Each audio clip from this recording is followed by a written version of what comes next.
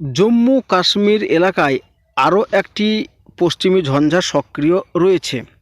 তো এই পশ্চিমী ঝঞ্ঝার জেরে বাতাস আমাদের উত্তরে যে বাতাস আসে সে বাতাসে বাধা প্রাপ্ত হবে এবং দক্ষিণবঙ্গে শীতের আমেজ আস্তে আস্তে উধাও হয়ে যাবে।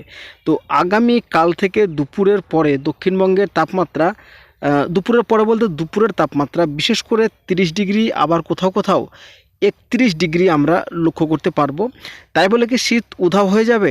তা না বন্ধুরা, শীত উধাও হবে না। শীতের আমেজ থাকবে শুধুমাত্র সকাল ও সন্ধেবেলায়। তো আজকে আমরা আরও একটা আলোচনা করব যে বঙ্গোপসাগরে একটি ঘূর্ণাবর্ত সক্রিয় হতে চলেছে। তো এই ঘূর্ণাবর্ত আমরা লাইভ ট্র্যাকিং করব। তবে তার আগে আপনাদেরকে কিছু কথা জানিয়ে রাখি। তো যারা আমার এই চ্যানেলে নতুন এসেছেন তারা অবশ্যই চ্যানেলটিকে সাবস্ক্রাইব করে নেবেন, আর যারা সাবস্ক্রাইব করে রেখেছেন তাদেরকে অসংখ্য অসংখ্য ধন্যবাদ।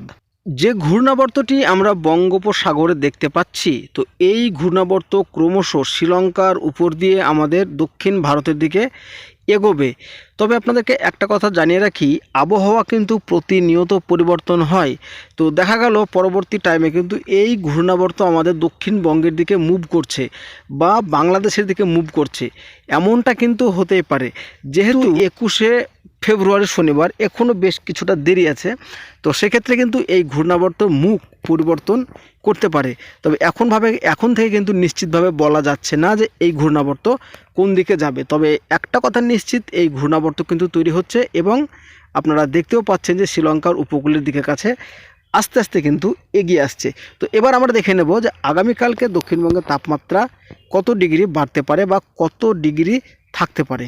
তো বন্ধুরা, আগামীকাল কলকাতায় দুপুরের তাপমাত্রা যেটা আমরা দেখতে পাচ্ছি, Kolkata 31 degree, Kharagpur 31 degree, Jamshedpur 29 degree, Durgapur 30 degree, Krishnanagar 28 degree, Baharampur 27 degree, Mallarpur 29 degree, Dumka 29 degree, Dhulian 27 degree.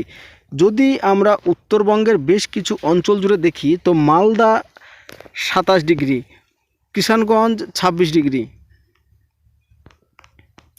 Siliguri 27 degree, Darjeeling 15 degree এবং আলিপুরদুয়ার 26 ডিগ্রি। সুতরাং তাপমাত্রা যে আমাদের দক্ষিণবঙ্গে বাড়ছে এমনটা কিন্তু নয়। তাপমাত্রা পাশাপাশি দক্ষিণবঙ্গের পাশাপাশি উত্তরবঙ্গেও কিন্তু বাড়ছে এবং পরবর্তী সময় যদি আমরা তার পরের দিন যদি লক্ষ্য করি, তো তারপরের দিন কিন্তু তাপমাত্রা আমরা দুপুরকার দিকে আবারও 1 ডিগ্রি কম দেখতে পাচ্ছি।